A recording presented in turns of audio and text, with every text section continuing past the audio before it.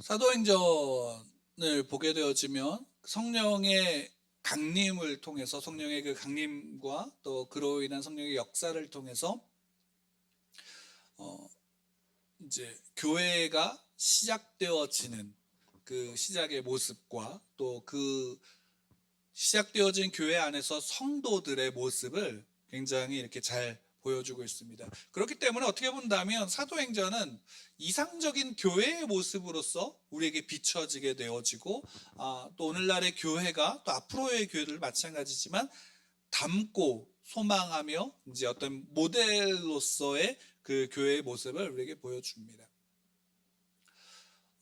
근데 이제 그 모델로서의 교회의 모습을 보게 되어질 때 항상 이제 드러나는 게 그 이상적인 모습의 이제 하나의 모습이 오늘 우리 함께 본 5장 12절부터 16절까지의 모습이 아닌가 생각합니다.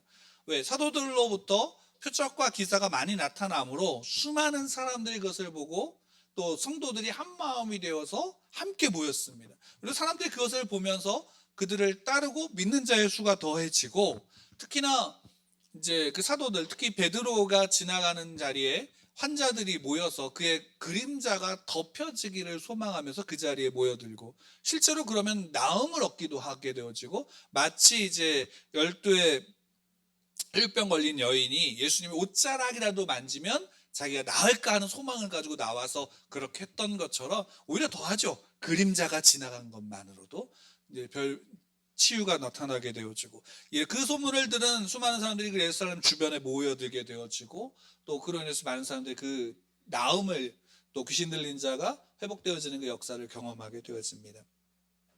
그 모습을 보면 참, 야, 소망으로 가득하게 되죠. 왜? 우리 교회가 이러한 모습으로 서면 얼마나 좋을까? 또 그렇게 이제 소망하면서 나타나게 되어지는데, 근데 그 모습 속에서 그것을, 그 이상적인 모습을 보면서 뭘 보게 되어지냐면, 우리가 너무나 쉽게 사도행전을 보면서 잃어버리게 되어지는 것이 있어요. 가장 중요하게 또 성령의 이제 강림하셔서 성령의 그 제자들과 사도들 가운데 충만히 또 성령의 그 역사를 통해서 수많은 믿는 자들이 나타날 때 사도들이 기적과 표적을 자랑했던 적이 한 번도 없다라는 사실이에요. 그들의 입술로 우리에게 이런 기적이 나타났어라고, 내가 이런 일을 행했어라고 자랑한 것이 한 번도 없다라는 사실이에요. 그 앞에서 계속 보게 되어지면 베드로와 요한이 특별히 이제 성령 강림의 역사 통해서 수많은 사람이 술에 취했어라고 말할 때도, 또 성전 미문에 앉아서 40년 동안 한 번도 일어나서 걷지 못했던 그 사람을 치료했던 그때도, 또 그로 말미암아 이제 제사장들과 사두개인들, 소위 말하면 산헤드린 공의의 지도자들 앞에 나아가 붙잡혀서 잡혀간 그 상황 속에서도 베드로는, 사도들은 우리가 이런 일들을 행했어라고 자랑한 것이 아니라 뭘 이야기했나요? 예수 그리스도, 예수님이 그리스도이심을 전했고 그것을 보여주었죠. 그러니까 표적과 기사가 중요한 게 아니라 예수가 그리스도 되심이 증거되어지고, 또 소위 말하는 그것을 통해서 특히나 유대인들에게 너희가 이 예수를 죽였어, 너희가 죽였어, 그러니까 너희는 회개하고 주 앞에 돌아와야 돼, 구원을 얻어야 돼 라고 계속적으로 이야기를 하죠. 그 이야기 속에서 그 복음을 듣고 회심한 이들이 모여서 교회 공동체로서, 그러니까 여기는 교회야, 뭐 건물이 생긴 게 아니라 공동체로서 모이게 되어진 겁니다. 뭐 어떤 자들? 예수를 그리스도로 믿는 자들. 그 고백을 하는 신앙의 고백 속에서 사도들을 중심으로 공동체가 형성이 되어지고, 그 공동체 안에서 어떤 일이 벌어졌나요? 자기의 것이라고 주장하는 게 아니라 자기의 것들을 팔아서 나누는 일들이 그 안에서 나타나게 되어졌죠. 그 안에, 교회 안에, 그 공동체 안에 문제가 생겼나요? 안 생겼나요? 생겼죠. 그게 우리가 지난주에 함께 봤던 아나니아와 삽비라의 모습이에요. 왜? 그 공동체가 믿음으로 그 안에 예수를 그리스도로 믿는 자들이 모였지만 그 안에 그 어떤 자들이 생겨요?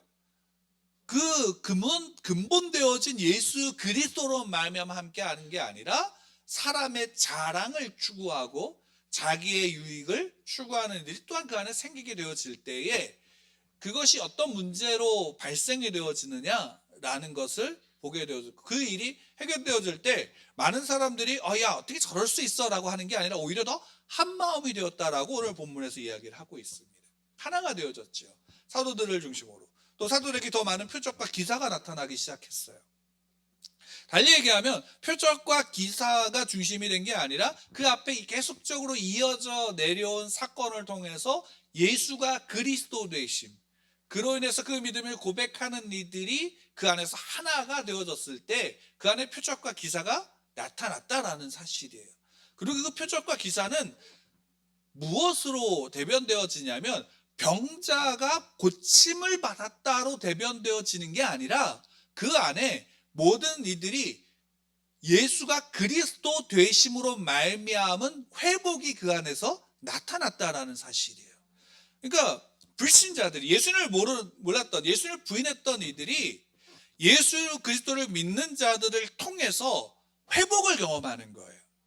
왜? 병자들이 와서 병이 낫다라는 것으로만 보는 게 아니라 그 안에 뭐가 증명이 되고 뭐가 증거가 되었냐? 예수가 증거가 되어졌다라는 사실. 예수 그리스도가 모든 이 성도들의 중심이라는 사실. 그래서 그것 자체로 말미암아 그 옆에 불신자들이 모이게 되어진 거예요. 왜? 그들에게 가면 어떤 일이 벌어지니까? 회복이 벌어지니까. 죽은 자가 살아나니까. 병든 자가 일어나서, 소위 말하면 이걸 사람답지 못했던 자가 사람답게 세워지니까, 그 역사가 그 안에서 일어나니까 사람들이 모여지고 그 안에서 믿음이 고백되어지고 믿는 수가 더 늘어나게 되어지는 거죠. 여러분, 이것이 초대교회에 있었던 교회의 또 성도의 복음의 본질로서 그 안에서 비춰지게 될 때, 저는 개인적으로 지난 이제 16일이 세월호 사건의 7주기가 되는 시간이었어요. 개인적으로 이 세월호 사건을 생각할 때면 저한테는 개인적으로 큰 변화의 시작점이었기 때문에 기억이 많이 남기도 하고, 또 어떤 이들에게 있어서는 이 세월호가 그런 변화의 시기가 되기도 했지만, 또 한편으로는 어떤 이들에게 있어서는 분열의 상징처럼 비춰지기도 하고, 또 피로감을 느끼는 사람들도 있죠. 근데 개인적으로는 이 세월호 사건이 어떤 일이냐면 우리나라 대한민국 안에서의 변화의 어떤 이제 싹이 튼 사건이 아닌가라고 개인적으로는 생각을 하고 있는데, 물론 그 이전에 많은 일들이 있었고 많은 그로 인해서 어떤 그런 씨앗들이 뿌려졌던 것이 분명하지만, 변화의 싹으로 말미암아 그 변화가 시작되어지고 그 이후에 크고 작은 일들이 국가적으로 있었죠. 근데 개인적으로 이건 뭐 정치적으로, 사회적으로, 뭐 국가적으로 그런 부분을 보기보다는 개인적으로 이게 교회 안에 신앙적인 관점으로서 이것이 어떻게 다가오냐면, 교회가 교회다운 모습과 성도가 성도다운 모습이 어떠해야 되는가라는 질문을 개인적으로는 이 안에서 계속적으로 던지고 있었거든요.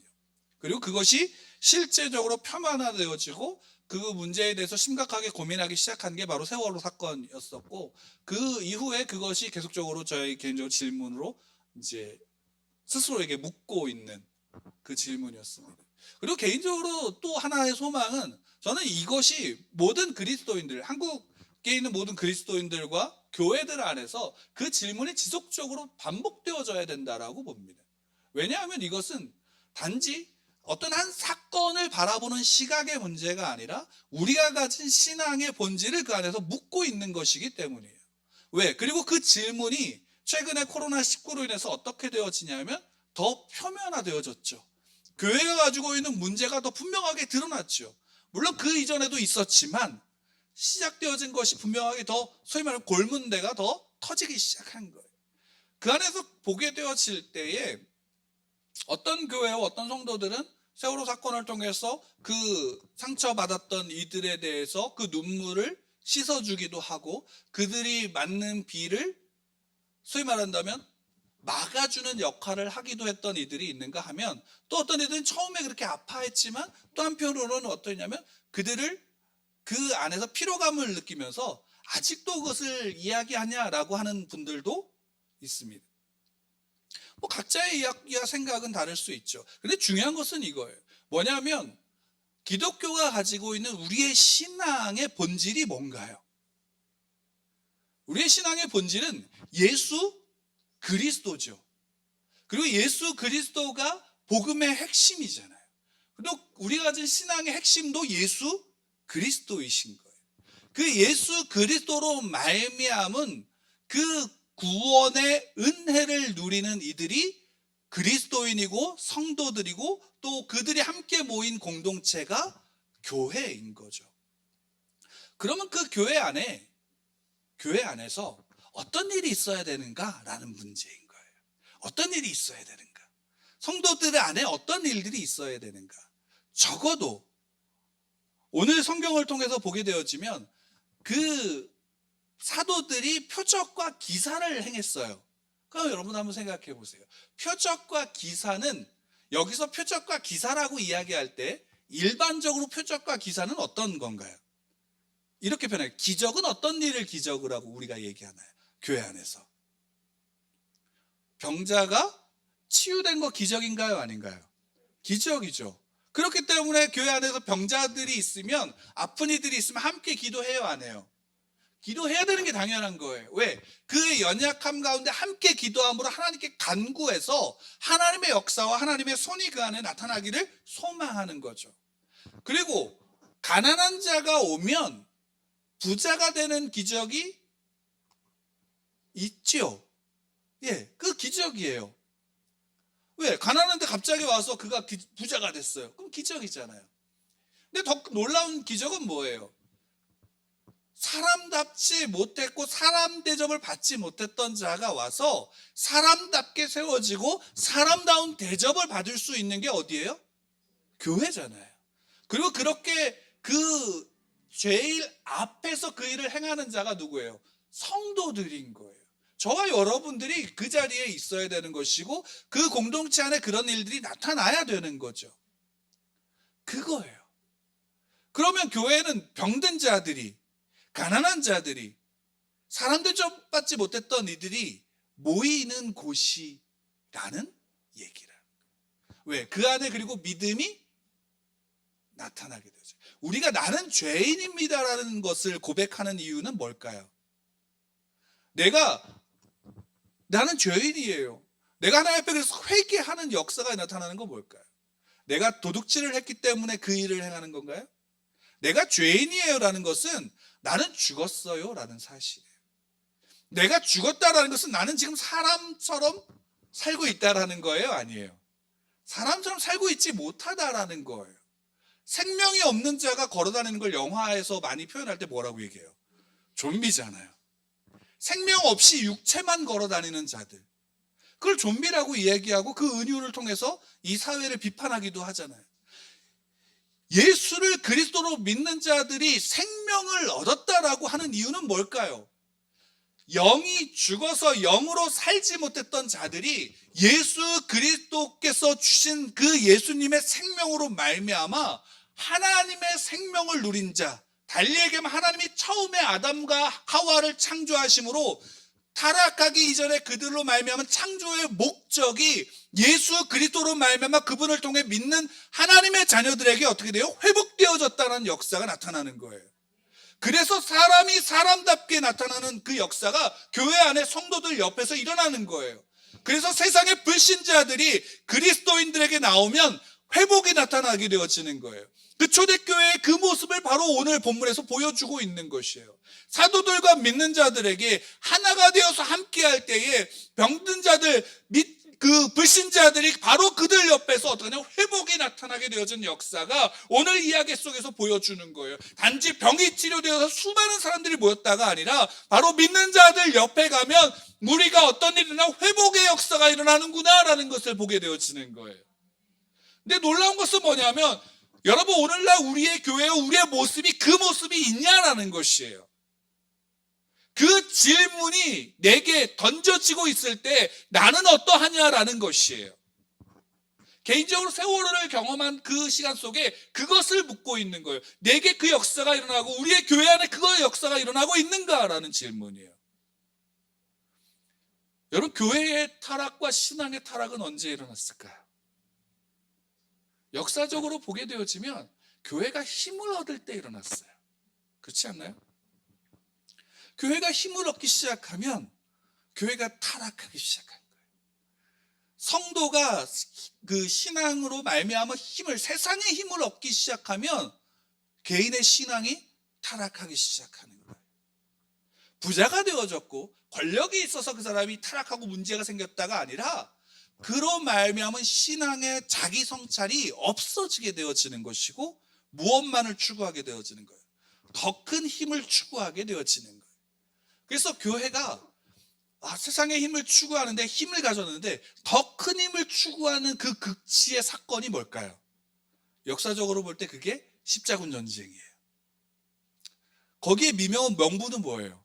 신앙으로 성질을 회복한다라는 명분이지만 결국에는 자기 권력을 지키기 위한 수단으로 이용한 것뿐이에요. 그 극치가 그 모습 가운데 있어요. 그 부패와 타락의 모습이 있다. 그럼 오늘날 우리는 어떠하냐라는 질문을 그 속에서 우리는 스스로가 물어봐야 되지 않을까요? 나는 다른 사람들은 어떠한가를 떠나서 내가 그 앞에서 어떠한가를 묻는 거예요. 그럼 내게 그 회복이 나로 말미암은 그 회복이 내 옆에 있는가? 내가 어떤 열매를 맺는다가 아니라 내 스스로가 내가 그것을 묻고 내 안에서 그 하나님의 말씀 앞에 나를 쳐서 복종시키는 그 은혜가 내게 있는가? 그로 인해 내가 그 사람들, 내 옆에 있는 사람들을 정말로 사람답게 대하고 있는가? 복음으로 말미암아 예수 그리스도께서 나를 대하심과 같이 그들을 대하고 있는가라는 질문들은 우리 안에 끊임없이 나에게 되물어지고 우리 교회 안에서 물어져야 되는 것이에요. 그것을 묻지 않는 교회의 모습이 뭘 추구해요? 세상의 힘을 추구하게 되어지는 거예요. 힘을 추구하는 대로 나아가게 되어지는 거예요. 작은 교회와 큰 교회의 구분이 어디에 있나요? 사람의 많음과 건물의 크기에 있나요? 그렇죠. 우리의 판단은 그거예요. 그래서 세상에서 이야기하죠. 저희 돌아가신 할아버지가 그래서 말씀하셨어요. 야, 목사가 되면 돈 많이 벌지. 성도들이 말고 교회 생기면 그거 다 너 거잖아. 그런 얘기를 하셨어요. 그게 세상의 관점이잖아요. 그죠? 근데 실제로 그 관점이 생기게 된 이유가 뭐예요? 실제로 교회가 그렇게 했다라는 거 아닌가요? 그렇잖아요. 교회가 그렇게 했고 우리가 그렇게 했다라는 거예요. 학교에 가서 신앙이잖아요. 신앙인이 있어서 내 자녀를 위해서 상담할 때 선생님이 그 자녀에 대해서 이야기할 때 내가 신앙이 있고 신앙인으로서 그 자리에 갔으면 그 상담은 어떤 내용으로 흘러갈까요? 특별히 그 선생님이 크리스찬일 때는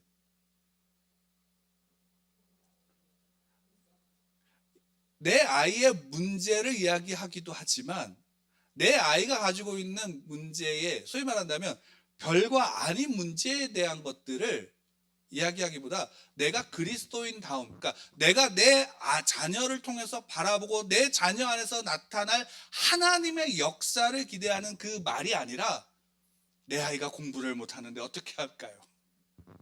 라는 것이 더 먼저가 된다면 우리 스스로가 물어봐야 되는 거예요. 물론 그것을 묻지 않고 문제에 대해서 함께 나누는 것이 잘못되었다는 게 아니라 신앙인으로서 그리스도인으로서 내가 바라보는 시각이 어디에 있느냐가 문제인 거예요. 우리도 똑같이 세상에서 추구하는 지혜와 지식과 힘을 추구하는 똑같은 모습으로 서게 되면 세상에서 많은 사람들이 우리를 볼 때에 뭘 볼까요? 쟤들도 나랑 똑같네라는 거죠. 또 어떤 면으로는 그것을 보면서 어떤 면으로 이야기하게 되어지면 쟤는 나보다 더하네. 왜? 초대교회의 초기의 모습은 교회가 세상의 방법을 쫓아간 게 아니라 어떻게 한 거예요? 세상이 교회 안에 와서 성도들을 통한 회복이 일어난 거예요. 근데 지금은요, 교회가 세상의 것들을 추구하고 따라간 모습, 똑같은 것들을 추구하고 똑같은 것들을 위해서 나가는 그 모습. 근데 그것을 성경에서 뭐라고 얘기하냐면 그게 타락이라고 얘기를 하는 거예요. 하나님이 아브라함을 부르실 때에 아브라함에게 뭘 말씀하셨어요? 내가 너로 말미암아 큰 민족을 이루겠다라는 것에 초점이 있지만 실제로는 내가 너로 말미암아 모든 민족이 복을 얻게 하겠다라는 것이에요. 아브라함이 있음으로 세상이 복을 얻는 거예요. 모든 민족이 복을 얻는 거예요. 아브라함 한 사람을 통해 많은 사람들이 누구를 보니까? 하나님을 보니까. 그 대표적인 사건이 소돔과 고모라의 사건이에요. 소돔과 고모라가 멸망한다라는 것은 단지 그들은 죄를 지어서 타락했기 때문에 멸망했다라는 것을 끝나는 게 아니라 그 멸망 속에서 누구의 모습이 보여주냐면 아브라함을 보여주는 거예요. 왜? 하나님이 심판하러 왔는데 누구를 만나요? 아브라함을 만나요. 아브라함을 만나서 말씀하세요. 야, 아브라함은 미래 이야기도 하지만 나중에는 뭘 말씀하세요? 내가 무슨 일 하는지를 아브라함한테 굳이 숨기겠니? 뭐예요? 아브라함에게 이야기하잖아. 소돔과 고모라 심판할 거야. 그 아브라함이 뭘 얘기해요? 거기 의인 50명 있으면 심판하실 건가요? 아니, 의인 10명이 좀 없으면? 40명 있어도. 30명 있어도. 나중에 10명까지 나가잖아요. 근데 결국 심판의 횃불이 떨어져요. 심판의 칼이 그 소돔과 고모라를 치게 돼요. 뭐예요? 거기에 누가 없었다는 거예요. 의인 한 사람도 없었다라는 것이에요. 아브라함을 통해서 룻만을 구출한 거예요. 그 룻을 구출하는 동안에 심판이 잠깐 연기되는 시간이 있었던 거죠. 그럼 오늘날에 동일한 거예요. 여러분, 우리가 그리스도인들이 이 땅에 있고 이 땅에 존재하는 이유는 뭘까요? 그리스도인들로 말미암아 세상이 복을 받는 거예요. 이 땅의 심판이 유예가 되어지고 있는 것은 여러분들이 있기 때문이에요. 그러면 그 그리스도인들이 이 땅에서, 하나님의 백성들이 이 땅에서 그 예수님이 마지막 재림하시는 그때까지 그 복된 삶이 그들로 말미암아 이 땅에서 흘러가게 되어져야 된다는 사실이에요. 그 대표적인 사건이 출애굽 사건이에요. 하나님이 이스라엘 백성들이 노예로 있다라는 것을 때문에 그들을 구출하신 것으로, 그래서 언약의 어떤 성취다라고도 보지만 그 안에는 뭐도 있을까요? 하나님이 아브라함의 후손들이 이스라엘 백성들을, 그 민족을 택하셔서 가나안 땅으로 이끌어 가신 것은 약속의 성취도 있지만 또 하나는 뭐냐면 너희는 내 백성이 되고 나는 너희의 하나님이 된다라고 말씀하셨어요. 그리고 그 얘기는 뭐냐면 너희가 수가 적어, 너희가 힘이 없어, 너희가 약해. 그래도 나는 너희들을 택했어. 나는 너희의 하나님이 되는 거야. 그리고 너희는 내 백성이야. 그러니까 너희는 나를 믿고 내 백성으로서 이 땅에 서야 돼. 너희가 땅이 없어? 너희가 힘이 없어? 그래, 내가 너희의 땅이 될 것이고 내가 너희들의 재물이 될 것이고 내가 너희들의 힘이 될 거야. 그러니까 너희들은 내 백성으로 나를 믿고 내 말을 의지함으로 이 땅에서 어떻게 돼? 내가 거룩함과 같이 너희도 거룩해라. 그 하나님의 법을 주신 거예요. 법을 주신 것은 단지, 율법을 주신 것은 야, 율법을 지켜야지 구원받는다가 아니라 하나님의 백성의 거룩함이 그로 말미암아 세상에 증거되어지는 거예요. 그게 이스라엘의 모습이에요. 그렇게 보여진 이스라엘이 이 땅에 어떤 모습으로 나타나냐? 하나님의 백성의 다름으로 증명되어져야 되는 거예요. 거룩함으로. 여러분, 이게 초대교회의 모습인 거예요. 초대교회에 어떤 기적이 일어났고 얼마나 많은 사람들이 모였느냐가 아니라 그들로 말미암아 불신자가 회복을 경험하는, 그들로 말미암아 복된 경험이 흘러가고 있는 거예요. 그러면 우리의 교회와 우리의 모습은 어떠하냐라는 질문이 여기에 있어야 되는 거예요. 울고 있는 자들에게 너 아직도 울고 있어? 라고 말할 수 없잖아요. 물론 그 울고 있는 자가 정말 아무것도 안 하고서 나는 그냥 울고만 있다면 때로는 책망의 이야기들도 할 필요가 있죠. 그러나 그것은 내 의로서가 아니라 하나님의 사랑으로서 그 일들이 우리 안에서 흘러나가야 되는 거예요. 이게 우리 안에서 내게 스스로 질문되어지지 않고 우리의 교회 안에서 스스로 그것을 묻지 않는다면 우리는 뭐만을 추구하게 될까요? 우리끼리만의 모습으로 나갈 수밖에 없게 되어지는 거예요. 그리고 규모로서 큰 것을 추구할 수밖에 없게 되어지는 거예요. 오늘 설교의 제목이 주객이 전도된 신앙이라고 되어져 있어요. 그렇죠. 왜? 신앙의 본질을 잃어버리고 부차적인 것들을 추구하게 되어지면 결국 주객이 전도돼서 잘못된 신앙의 모습으로, 타락한 신앙의 모습으로 나가고 있는 게 우리의 모습이지 않을까라는 거예요. 요즘에도 코로나19로 인해서 교회 안에 예배의 형태가 좀 많이 바뀌고 있죠. 예배 형태가 바뀌고 있어요. 그 예배 형태가 바뀌는 것은 어쩔 수 없을 거예요. 근데 문제가 되는 것, 그 예배 형태가 바뀌게 되어지면서 나타나는 제기됐던 문제가 있었죠. 그 문제가 현실화 되나요, 안 되나요? 현실화되고 있어요. 그 문제는 이거예요. 결국에는 어쩔 수 없어서 상황 환경 속에서 우리는 예배를 이렇게 드립니다라고 하지만 사람의 마음의 죄성은 어떠냐면 물이 마치 높은 곳에서 낮은 곳을 흐르듯이 죄된 것으로 흘러가요. 그럼 이거예요. 사람이 편안함을 경험하게 되어지면 그 편안함을 계속 추구하게 되죠. 신앙 안에서 예배를 편안하게 드리기 시작했을 때 우리는 그것을 내 스스로가 경고하고 내 스스로가 그 안에서 조심하지 않으면 우리는 어떻게 되냐면 우리의 신앙을 편안한 것으로만 추구하게 되어질 수밖에 없어요. 그래서 스스로가 늘 그 안에서 자기에게 물어야 되고 자기의 그 신앙의 성찰 속에서 늘 그 안에서 자기 부인이 일어나야 되는 거예요.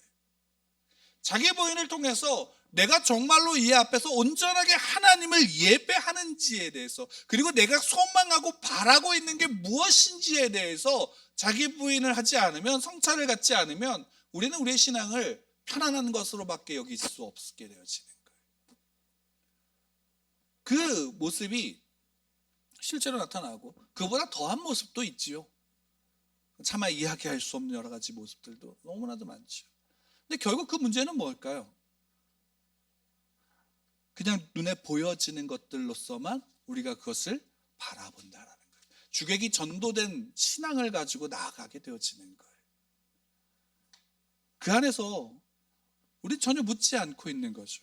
또 때로는 묻더라도 그것이 자기 부인으로 나가지 않게 되어지는 거죠. 그냥 문제를 인식하는 것으로만. 제 책 가지고 있는 책 중에 제목이 이건데 바보들은 늘 생각만 한다라고. 생각만 자기 부인을 하지 않는 신앙의 대표적인 모습이에요. 늘 그냥 알고만 있고 생각만 하지만 실제로 자기 부인이 나타나지 않는 거죠. 자기 부인이 있다라는 것은 늘 그 안에서 하나님 앞에 내가 거룩함으로 나가고자 하는 몸부림이 늘 그 안에 있는 거예요.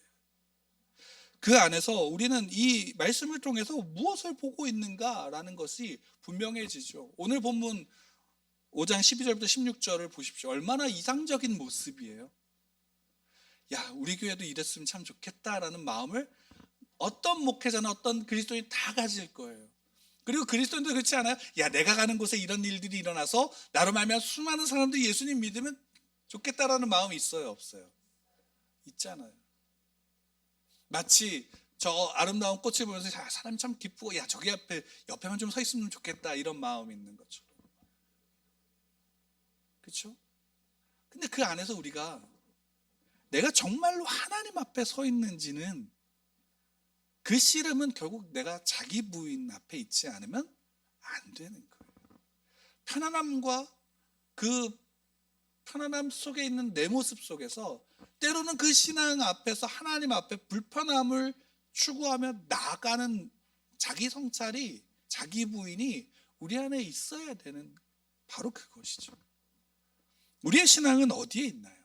주객이 전도돼서 좀 이렇게 과격하게 표현했으면 헛된 것을 쫓아가는 신앙 가운데 있지 않는가?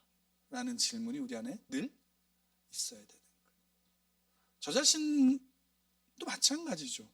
제가 어떠냐면, 제가 왜 그 책의 제목을 이야기하냐면 그 제목의 제목과 가장 유사한 사람이 저이기 때문이에요. 가장 유사하게 빠질 수 있는 사람이 저이고 가장 쉽게 오염될 수 있는 사람이 저이기 때문에. 그래서 늘 묻죠. 묻고 자기를 부인하는 자리로 나가고자 하는 자리에 서지 않으면 안 되는 것. 사도 바울이 에베소서 3장 11절 이하에 이렇게 이야기를 합니다. 제가 읽어드릴게요. 그러므로 생각하라. 너희는 그때의 육체로는 이방인이요 손으로 육체에 행한 할례를 받은 무리라 칭하는 자들로부터 할례를 받지 않은 무리라 칭함을 받은 자들이라. 그때에 너희는 그리스도 밖에 있었고 이스라엘 밖의 사람이라. 약속의 언약들에 대하여는 외인이요 세상에서 소망이었고 하나님도 없는 자이더니 이제는 전에 멀리 있던 너희가 그리스도 예수 안에서 그리스도의 피로 가까워졌느니라. 이게 그리스도인이잖아요. 이게 성도잖아요. 그런 말미암은 그 복을 누리고 복을 나누어 주는 자. 개인적으로 이 복은 예수님께서 복음서를 통해서 우리에게 보여주신 바 안에서 개인적으로는 이것을 뭐라고 표현하면, 여러분, 그리스도인들은 사람 대접을 해줄 줄 아는, 창조의 회복이 있다면 우리는 이 땅 가운데 있는 이들을 사람답게 대할 수 있는 능력이 성도들에게 있습니다. 여러분, 그 사람이 사람 대접받고 사람을 사람 대접할 수 있는 교회요 성도로 저와 여러분들이 함께 세워지기를 축복합니다.